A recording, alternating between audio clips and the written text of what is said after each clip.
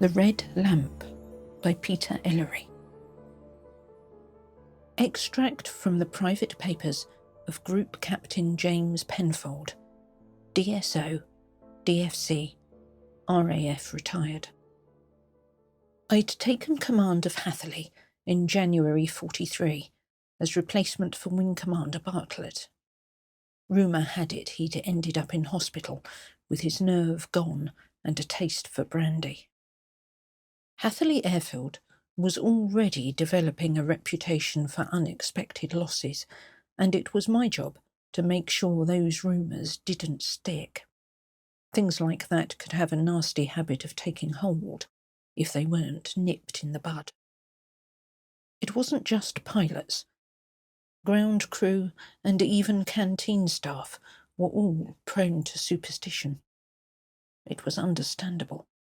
But men could also curse themselves if they felt the airfield had bad luck, and a commanding officer who filed reports that bordered on the hysterical, with talk of the supernatural, well, order needed to be restored. Bartlett had left me a neatly typed handover and one peculiar line scrawled in pencil at the bottom. The light must be doused by 0200 hours. Must, Penfold, or the men won't stand for it. The note troubled me. It suggested superstition was already flourishing amongst the ranks. But it was wartime, and men often saw ghosts in their shaving mirrors when they lived on a knife edge. I filed the warning in my breast pocket and said nothing, determined to find out for myself how deep the rot had spread. As far as I knew, the light Bartlett referred to was a simple box lantern with a hood and a shuttered front panel. It was rigged with a red filter and then clamped to the top of the watchtower. Orders dictated it was lit only in the final moments of incoming flight operations, a silent beacon to guide the last of the boys home. Most nights it wasn't needed. The planes came in cleanly, the flare path already laid out in red and white. But occasionally something went wrong. The radio jammed, or the fog rolled in, and then the lantern came into play. During the first fortnight of my command, the losses tailed off, coming closer to the average for our type of airfield. I sensed a gradual relaxation amongst the men, as much as there could be in the circumstances of war, and there was less talk of bad luck in the canteen. I even overheard one or two of the pilots refer to me as a lucky charm. Then, one week at the beginning of March, we were plagued by fog. For the first 3 nights, standard procedures were followed to the letter, and all the flights were returned safely. Then, on the 4th night, the radio went down. We still had the flares, but as fate would have it, 2 new pilots were flying their first mission from Hatha. Flight Sergeant Gorse tapped on my door just after midnight. I had been listening for the engines as our lads made it back, and I knew we were too short. "Which 2?" I asked him. "Ferrick and Middleton, sir." The 2 new pilots. One Polish, the other the youngest member of the squadron. "What's the state of the fog?" "Thickening, sir, down to 20 feet. "Christ." "Yes, sir.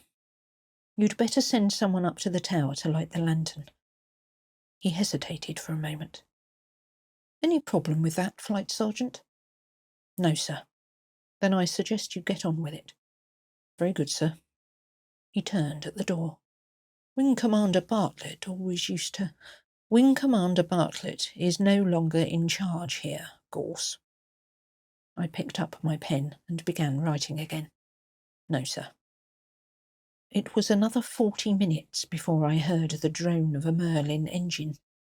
I stood at the door of the hut and watched him come in. He almost overshot it. but he made it. Ferric, the Polish pilot. I went back inside and tried not to watch the clock as it crawled its way to 2 a.m. That's the trouble with superstitions. They're contagious. At 0150, Gorse tapped at the door again. No sign of Middleton yet, sir. Radio still down? Yes, sir. And the fog has taken the visibility down even further. I've never known fog like it, sir. I chewed on the end of my pipe. Anywhere else we can get a light up?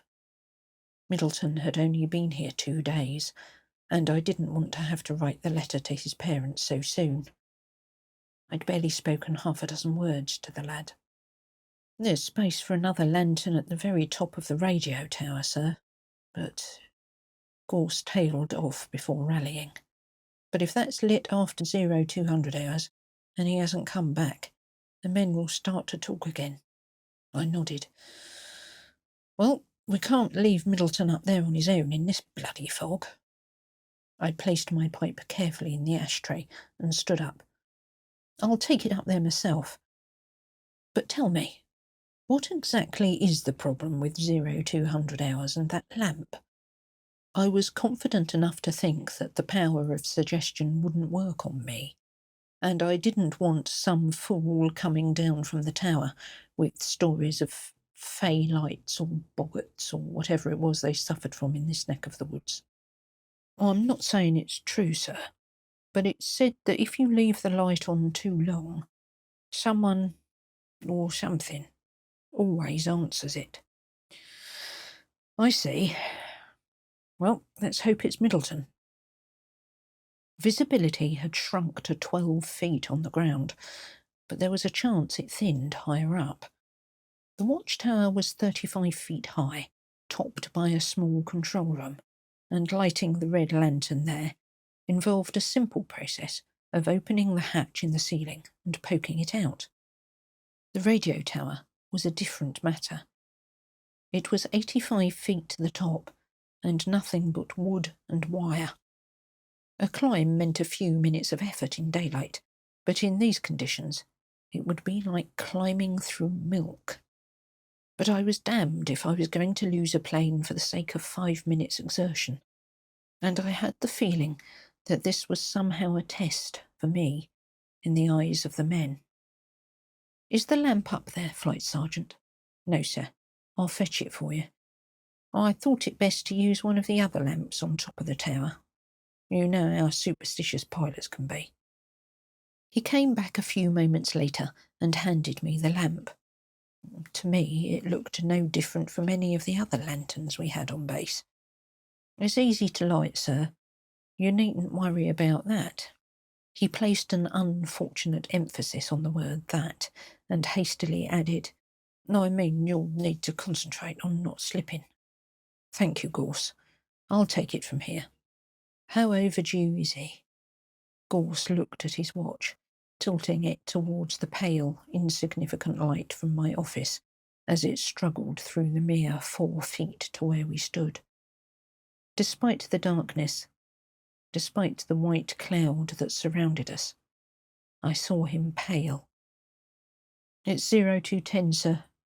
He's almost 3 hours past. I nodded and took the lantern from him. You'd better check the other lamps. Wing Commander Bartlett always... He thought better of it and offered me a smart salute before melting into the fog. I thought it best to light the lamp before I climbed. In this weather, it would be foolhardy to attempt it up there. Besides, I needed something to guide me. The other lamps were barely visible. Fruitlessly, I stared up into the cloud. I hoped to God that they were visible from up there. If I were honest, I didn't fancy Middleton's chances.